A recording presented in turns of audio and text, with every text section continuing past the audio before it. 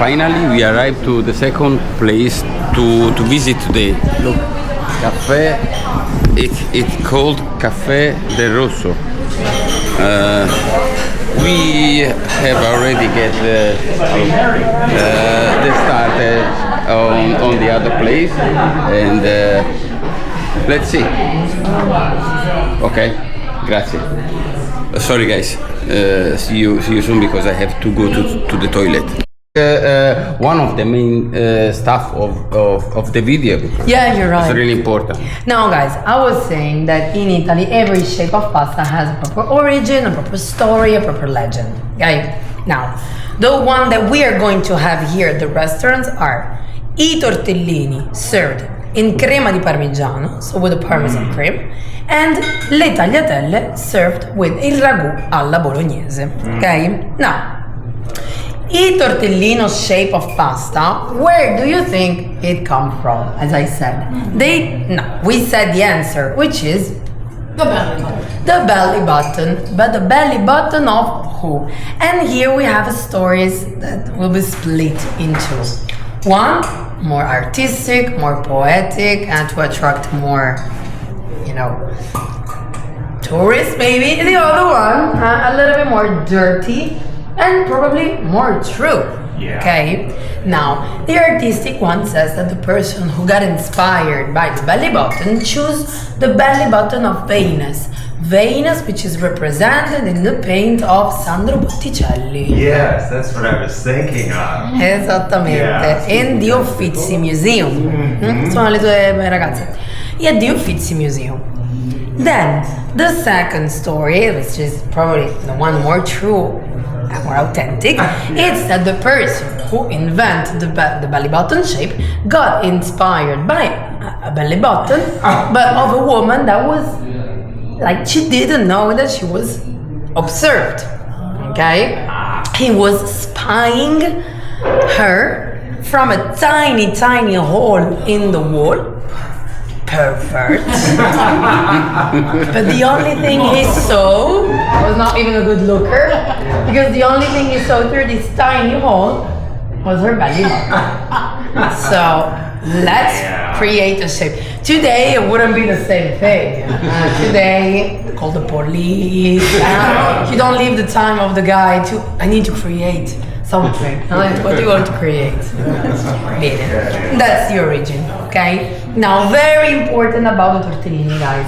When we eat the tortellini in Bologna, we always eat them with something very delicate. Now, what do I mean with delicate? It's that, for example, tortellini with tomato sauce, tortellini with ragu sauce are a little bit too much. The sauce is strong, and you risk to lose the flavor of a tortellino, which, as I said, 8 ingredients combined together that are just perfect, okay? So how do we eat them here? Or broth, chicken, beef, and vegetables, always, or Parmesan cream. It's important to serve the tortellini with something that helps to feel better the taste and not to cover it, okay? As it would be, for example, the ragu, that fits perfectly with the tagliatelle, which is not a stuffed and filled pasta. So you can actually use a very rich sauce. Now guys, il ragù alla bolognese. No bolognese sauce, no bolognese. It doesn't exist in Italy. It exists in the moment you put your feet outside of Italy, because no need to go to US to find a jar with written on bolognese sauce. Okay, in France it's the same. What about Norway? Yeah. It's the same. Here you will never find it. You will find the jar, absolutely, with written ragù alla bolognese. The Bolognese version of un ragù. Because guys, in Italy, the ragù is not only the sauce, it's the cooking process. It's the process to make the sauce. So every time we have un ragù, it's something that has cooked for a long time and very low fire, okay? You already traveled a little bit in Italy, did you? Yeah. How many different type of ragù did you have a chance to taste in Italy? Man. Many. Which means that here, everywhere you go, the place, the city, the area of the country has his own ragu. Giacomo, you're from Florence. What is typical in the ragu from Florence? The meat. Not pork, but... Cow. Beef, yeah. Or... Ragu toscano con... I don't know. Sorry. Cinghiale. Cinghiale. Wild boar. Okay. Normally I have eaten always wild in humid. In umido. Yes.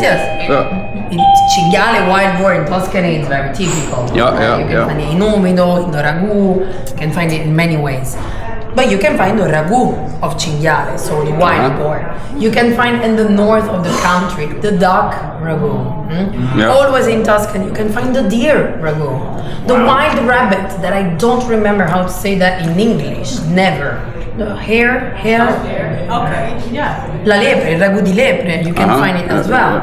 If you go in the south, which is the most typical ragu that everybody knows, which is the one charged with tomato sauce. Because here, guys, no tomato sauce. No, Jeff. No tomato sauce in the ragu alla Bolognese, in Bologna. The idea is to color a little bit your ragu using tomato paste. Okay, yeah, alright. But don't passare. They play with broth, with wine, with water, and with tomato paste. That's what gives the liquidity. But actually, the ragu you're going to eat is not liquid, it's not saucy. It's the meat on the top of your pasta. There's nothing that sticks the pasta with the meat because there's not the tomato sauce. If you go in the south of Italy, there is a tomato sauce and a lot of tomato sauce. Most part of the people, guys, that move, the migration that happened from Italy to the US, to the South America, to Australia, were people from the south. So they brought with them mostly their own recipes, okay? Now, the ragu alla Bolognese then became very popular and we mix the two things. So guys, when I am at home and I make my ragu, I do put tomato sauce, so there's not the police of the tomato ragu that will come. It's just that if you want to follow the tradition, you don't have to put the tomato sauce, but only the tomato paste. But you will see it by the color, okay? Now, do you guys make the ragu at home? Yes. Yeah. You made it. Yeah. You are the chef. Yes. Benissimo. How do you make it? I use tomato. No, it's fine. I want your recipe. Every time I have recipes from the guest, and sometimes I find out ingredients that are just unique to inside the ragu. Once I had this guest from Australia, he was putting chicken liver in his ragu. He was like, it's so good, and his daughter next to him like, it's disgusting. So which meat do you use? I use beef. Okay, only beef? Yeah. Okay, and what's the process? How do you make it? You are at home in your kitchen. Start. No, I fry beef and onions and carrots. Yeah. And then I use tomatoes, passata. And basta. Yeah. Salt, pepper. Yeah. And maybe some bay leaf. Okay. Sometimes chili. Chili. Okay. Yeah. And basil and oregano. Okay. Basil and oregano. Benissimo. Here, do you guys made it? Do you guys made it at home? Yeah. How do you make it? Bolognese. Yeah. I use veal, a pork, a beef mixture, Okay. carrots, and onions. But I do the carrots and onions first, and then Yeah. and the beef, and then wine. Celery? Yeah, maybe. I don't know. Oh. I don't remember. Now, Some wine and then red. maybe some cream, tomato. Yeah. Allora, here we do have, but all the ragu that you make, guys, have, of course, they turn around. I mean, the ingredients more or less are the same, but here we start with the paste with olive oil, carrot, celery, and onions. Always, those three together used to be called il soffritto. When the soffritto has fried a little bit, we add the meat, ground meat, beef and pork. Here It's half enough. After we add the tomato paste. No, first the red wine and then the tomato paste. Salt, pepper, a little bit of broth, a little bit of water, and then you let it cook for a minimum of 3 hours. Now guys, the secret of the ragu, except of the ingredients that you use, it's a time you dedicate to your ragu. Because guys, when you cook your ragu 1 hour, when I make the ragu and I taste it after 1 hour, it tastes bad. It tastes meat that has not enough time to be, to absorb all the rest. It's like tasting ground meat. And probably it's chewy. See, it's not that good, okay? If you cook it for 3 hours minimum, now it starts being interesting, and more you cook, more the meat will be soft, more it will melt in your mouth, and more it will be tasty. Tender, of course. So guys, remember that the ragu can be made with any sorts of ingredients, also fish. Because if you go on the coast, especially from the city of Livorno, which is next to Pisa, on the coast, they are very famous for making an octopus ragu. Thank you. Why are you choose something different than Giacomo, us? do you think I can be able to eat like this every day? Okay. Yeah, come on, Giacomo. Come on, Giacomo. Come on, let's go. Come on, multi-chin. Dai, su. Who need parmesan? No, They already. But my friend need parmesan. Look. Bye, Jeff. Go on with the parmesan. Like it was snowing. Don't be afraid with parmesan. The only limit of the parmesan is if you have fish in your pasta. Really? Imagine a fantastic dish of linguine with clams. Vongole.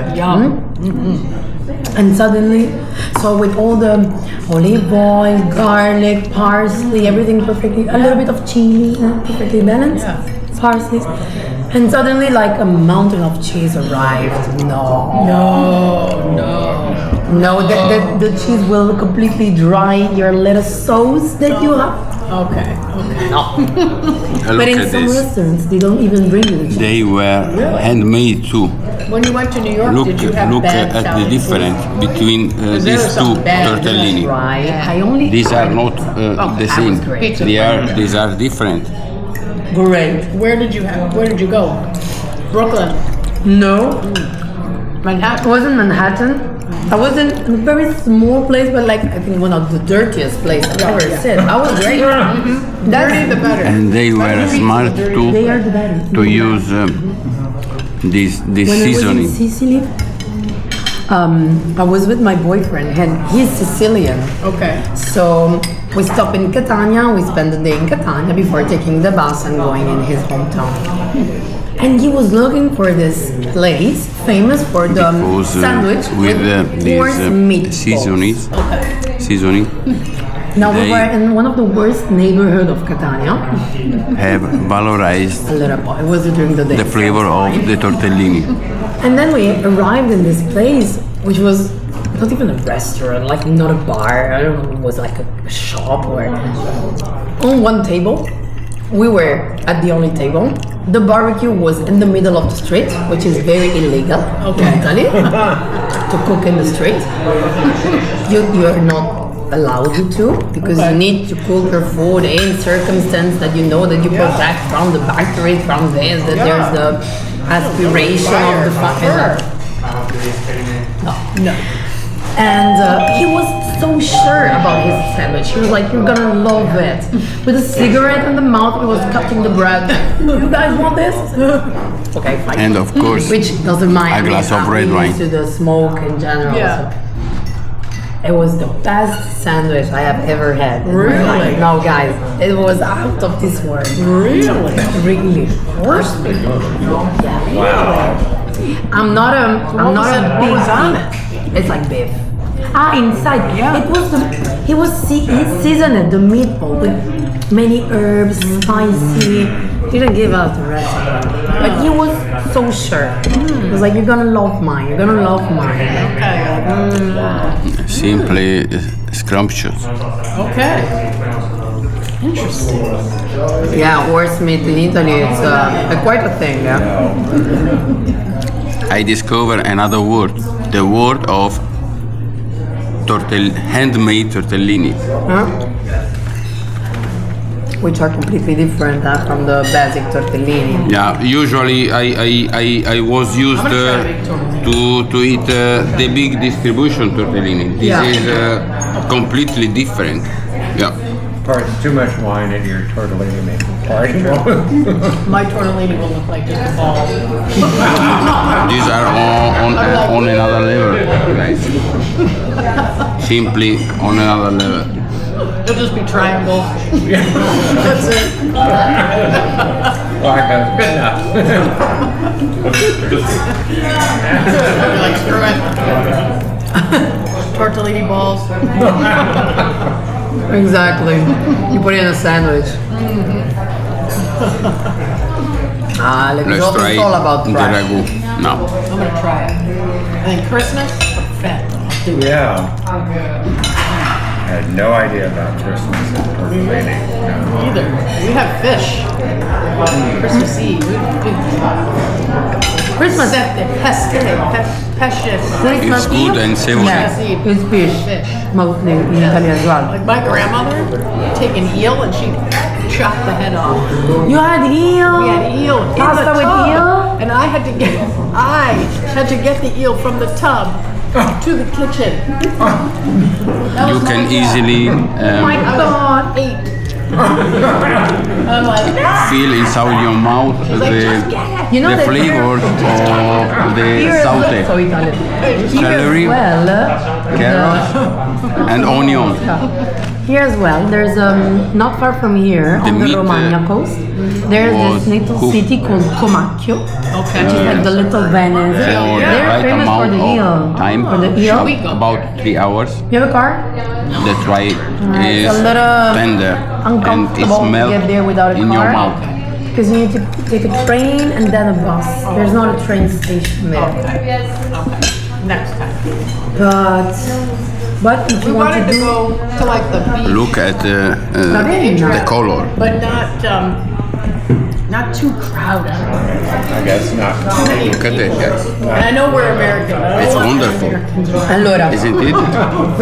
you have to enter in the mood that the coast here, it's similar all over, okay?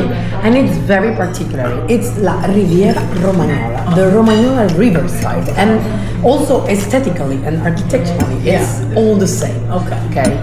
So you have bars, one after the others, that are on the beach, with all the beach occupied by the umbrellas and the chairs. Yep. In between, sometimes 1 or 2 bars, there is a place like this for free. If you don't want to pay, because you have to pay to stay on under the umbrella. Okay.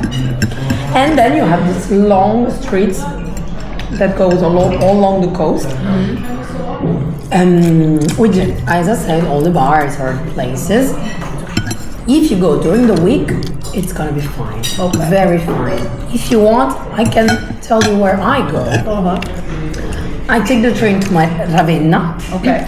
And then in front of, or you can grab a taxi if you prefer, it's up to you.